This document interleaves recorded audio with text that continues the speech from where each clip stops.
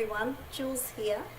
Today I'd like to talk about a topic that I haven't really covered on my channel before, and I'm going to talk about alchemy and how that relates to tarot. And I'm going to talk about alchemy in a slightly different way because I want to talk about inner alchemy or spiritual and psychological alchemy, rather than the usual type of alchemy that most people might know of. And the type of alchemy that most people would know about is the very ancient method of turning the metal lead into gold. And that whole idea of working with metals that was very popular and well known during the Renaissance period.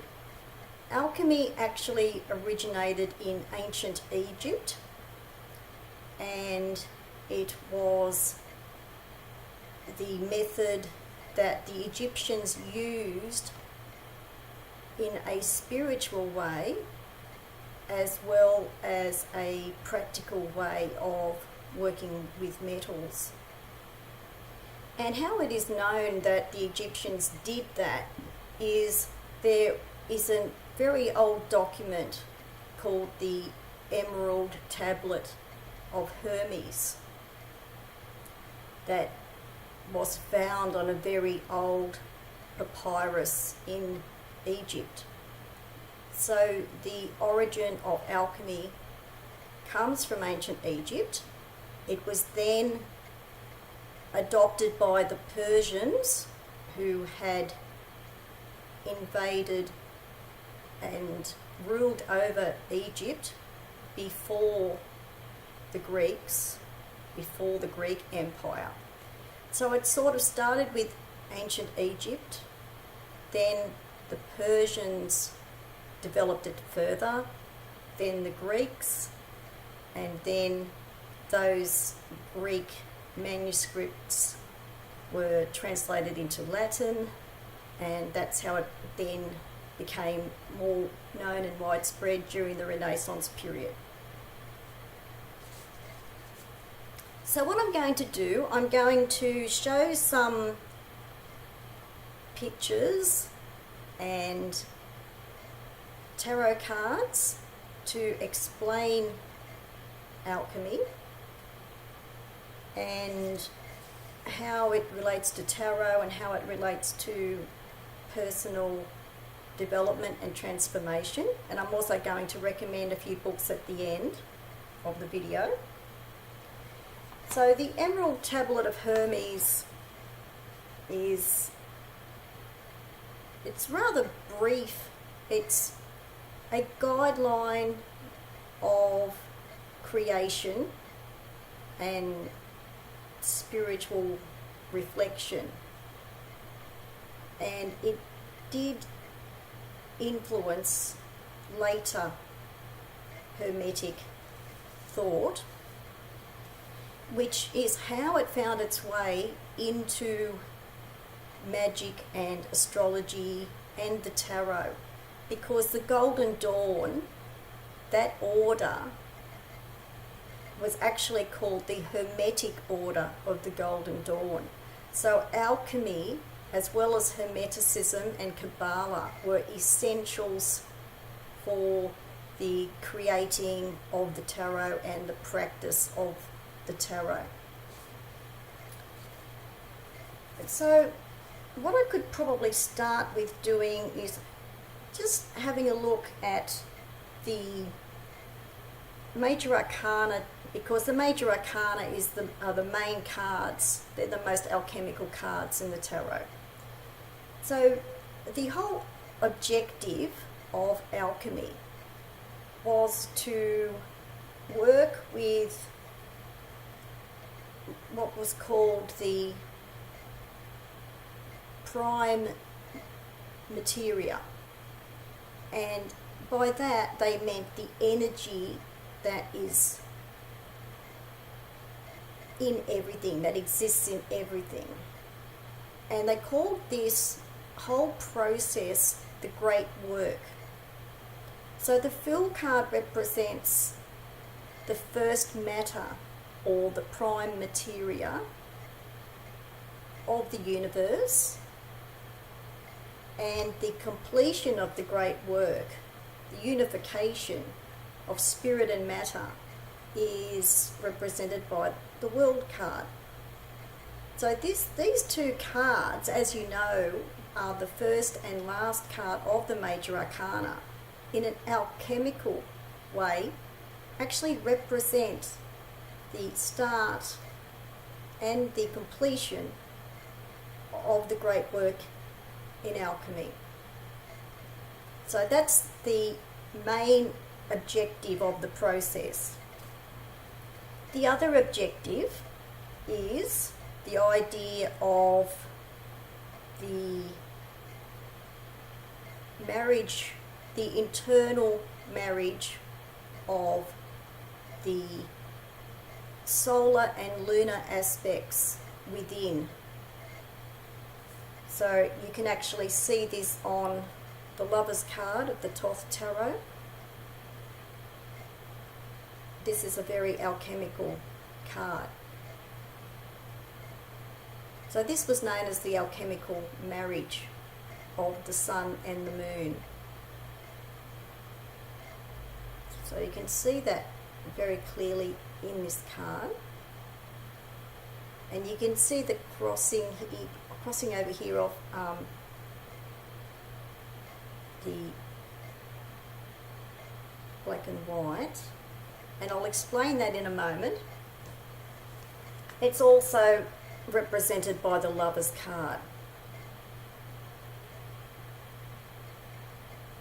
So this is talking about the solar and the lunar aspects within, rather than the usual meaning of the Lover's card. So these major arcana cards have a much deeper alchemical meaning.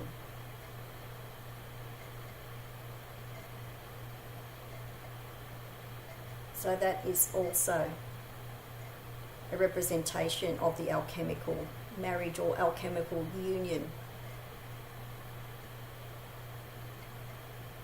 And of course the male represented the sun, the solar king, and the female represented the lunar queen, the moon queen.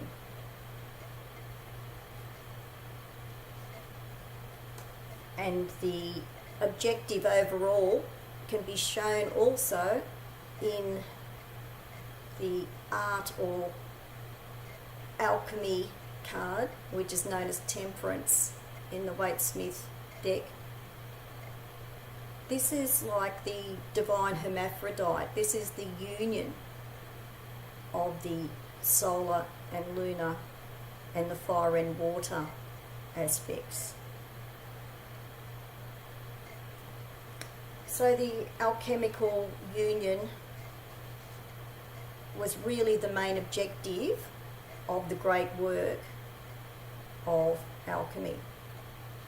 I'm just going to show you some pictures in a moment for the phases and stages of alchemy. I'll get to that in a moment. I'll just also show you another picture here in a book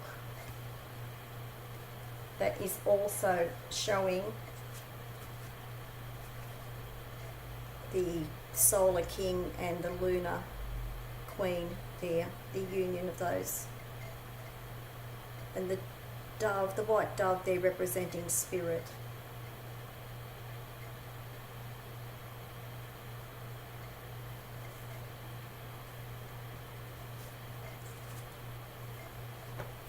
So another way of looking at this as well is to do with the three planets of Mercury, the moon and the sun.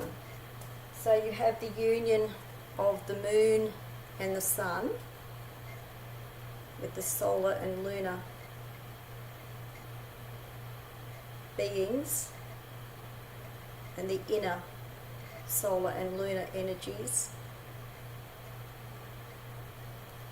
And Mercury is representing the union of those two energies and oversees that union. Because Mercury, or Thoth or Tahuti, is the Egyptian name for Hermes and Mercury. So this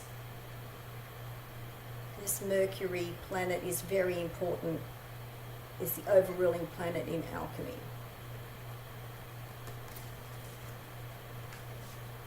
Now, what happens with alchemy is based on the first matter or prima materia, and this is the primordial chaos and energy that first existed and that exists in everything. All of the energy that is in matter and everything around us. And the ancients believed that, the alchemists believed that within this chaos the four elements lived or existed in this primal chaos. But they also believed that there were three essential ingredients. As well as the four elements, there were three essential ingredients. And they are each called mercury, sulfur, and salt. So here is the magician card representing Mercury, for one of the three essential ingredients. They just call them the three essentials. So Mercury, sulfur is connected to the planet Mars. This is the Tower card. Very fiery ingredient. And salt, which is connected to the planet Saturn. This is the world or the universe card. The universe card, which is ruled by Saturn. The Thoth Tarot. So you have the three essential ingredients. And I've got a picture here representing the ingredients, which then became phases. I'll show you the picture in a moment. I'll just continue with the three phases. So you have the three ingredients that then became, that are associated with the three phases of alchemy. Now, the first phase is called the darkening. So here is the Death card. This is the stage when things need to end, they need to die basically, so that new life and change can begin. So here is the Death card for the darkening phase. The next phase was called the whitening phase, which is associated with the moon. Here is the Moon card from the Thoth Tarot. So this is the whitening phase. And then you have the reddening phase, which is associated with the Judgment or Eon card.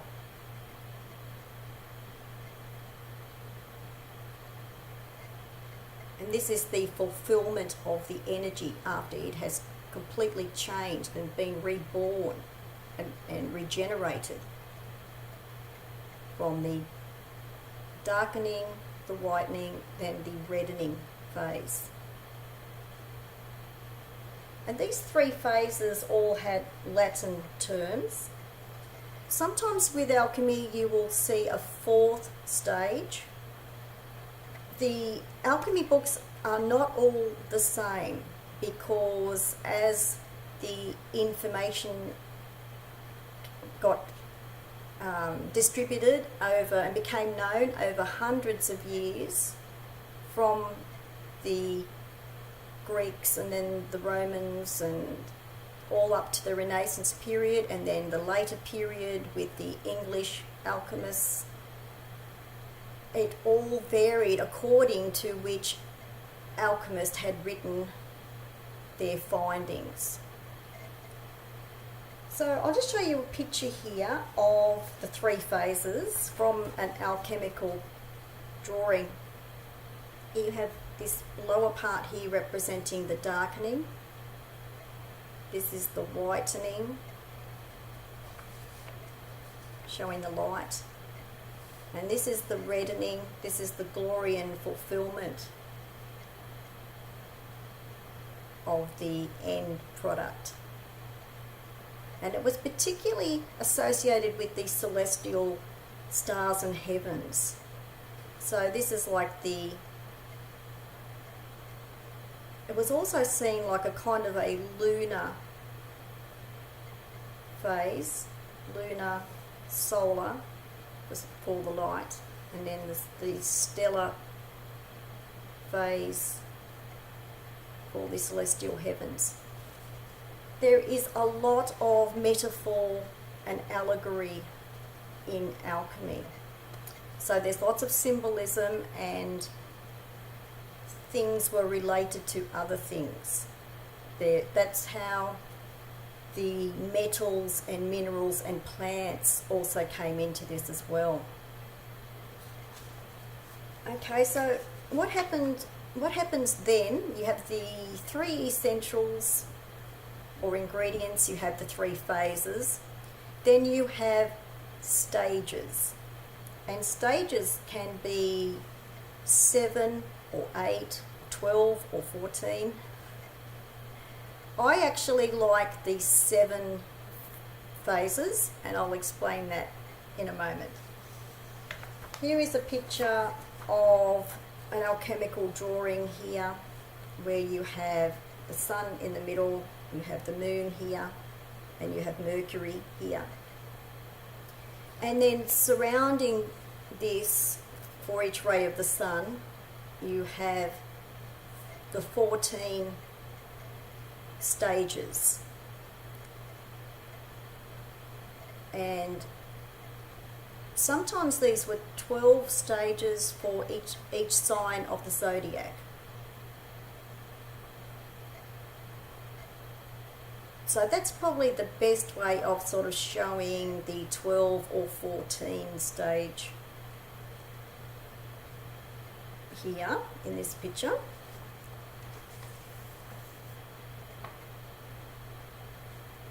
And there was a name for each of the phases. Like in this example, the first phase is called solution, and by that I mean the liquid solution, and ending in, for example, 11 is fermentation, 12 is fixation, 13 multiplication, 14 projection.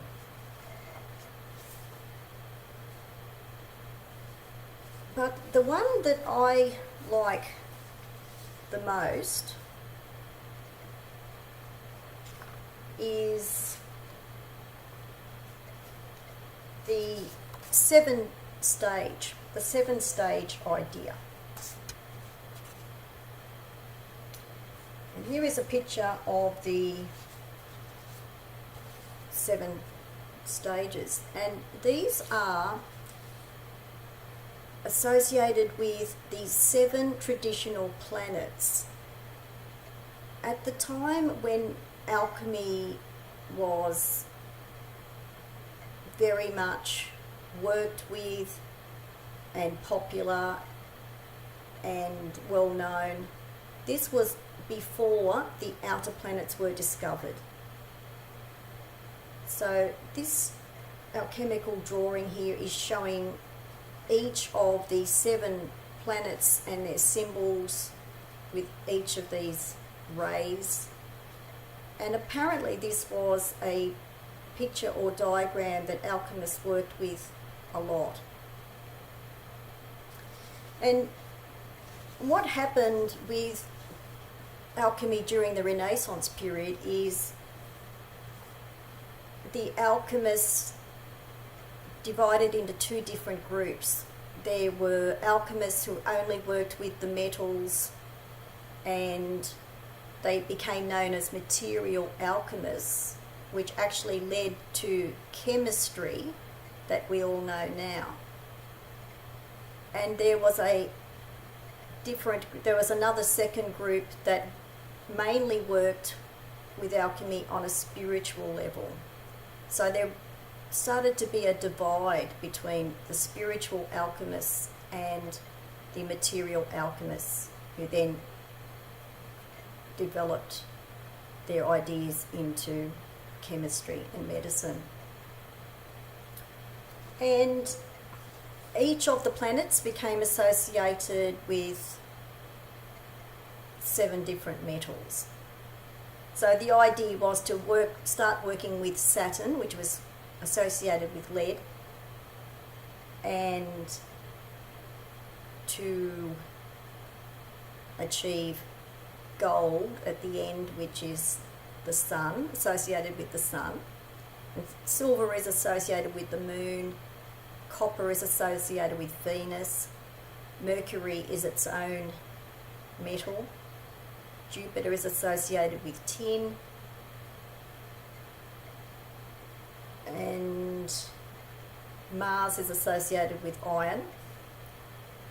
But that is how alchemy started being a method for changing metals. But the interesting thing is that there is quite a bit of evidence that the ancient Egyptians, who basically invented this, actually had a very strong spiritual component to their alchemy work.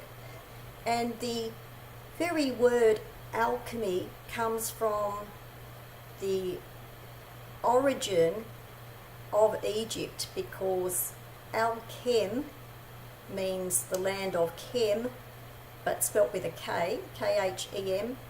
That was the old name for Egypt, the ancient name for Egypt, and it means dark soil.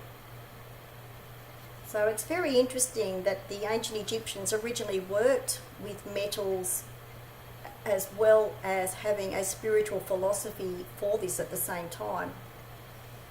And then later on, during the Renaissance, the 2 types of alchemists divided. And during the Renaissance and the medieval period just before that, even the alchemists who mainly worked with the metals on a material sense, they actually used to have 2 different rooms for their laboratory workings, their chemical workings. One was for their physical, practical workings, and they had a separate room for the spiritual development that they associated with the alchemy that they were performing. So that's very interesting too. This is another picture of another alchemical picture of, this is a scarab beetle working in a spiral movement, and each of these spirals actually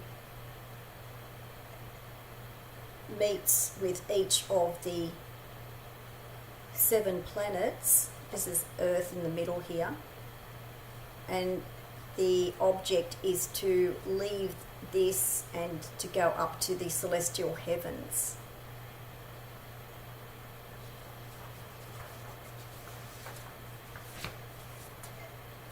So I hope everyone has understood that for now. the basic ideas of alchemy. Now, what happened with alchemy, it changed quite a bit as far as personal transformation when Carl Jung wrote alchemical studies, quite detailed alchemical studies. And then he applied that to personal and psychological transformation. And this is when alchemy became something for personal development. So I want to just show now some books and recommendations for people who want to know more.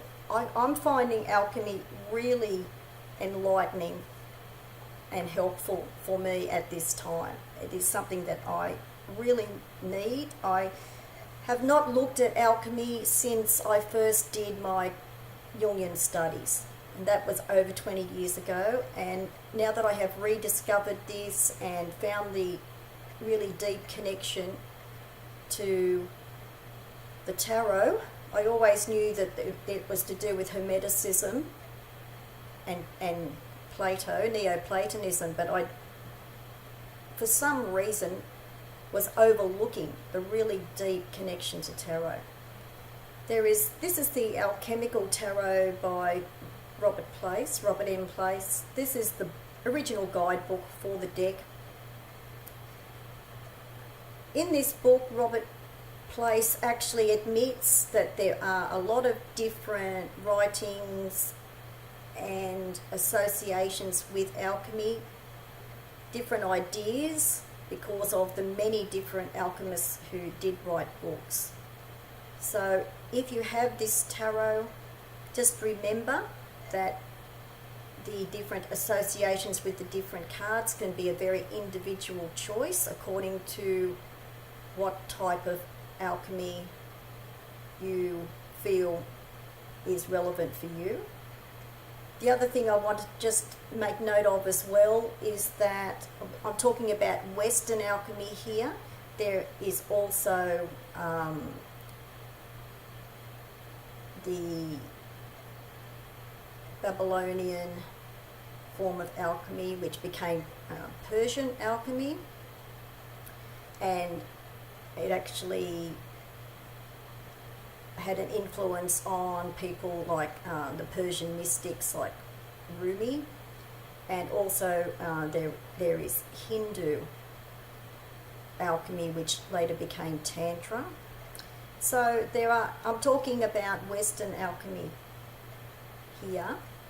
So just to recommend some more books. Alchemy, the Great Work by Cherry Gilchrist. This is a great overview of alchemy, good general overview. I think it's a really good book for people who want a really good summary of the basics about alchemy. And I'll put the details below the video. Alchemy, the Great Work, Cherry Gilchrist. This is the best book, I think, for personal and spiritual development, particularly from a psychological perspective. And it's a great book, a great overview as well. This is the Emerald Tablet, Alchemy for Personal Transformation by Dennis William Hauck.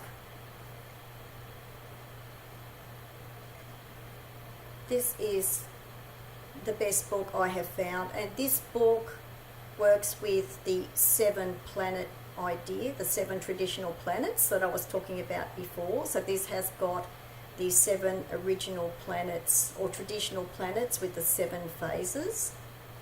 So I really do recommend this book for anyone who wants to use inner alchemy for transformation. And this book would still be available, as well as the other book that I just showed.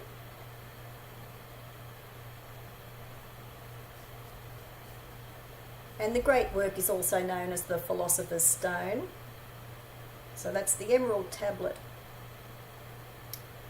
Alchemy for Personal Transformation, Dennis Hauck. And the last book I'm going to show is a great workbook. I hope that it's still available. I'm not sure. It's called Following Your Path by Alexandra Dickerman. This is it's a really good workbook through the major arcana of the tarot, and it combines it with alchemy, with alchemical drawings, and it really is a great workbook. It's referred to as a journal. If you can get this book, it's really worth getting. I worked with this book a few years ago, but I'm going to start looking at this again. So, Following Your Path, Alexandra Dickerman. Okay, so I hope that was really useful for people who are interested in alchemy for personal transformation from a spiritual or psychological perspective, and how that also relates to the tarot. I think that's really worth knowing and worth looking at. And I just wanted to point out the difference between inner alchemy and the usual outer workings of chemical alchemy. So I'll put the details below the video for the books. Thanks for watching. Bye for now.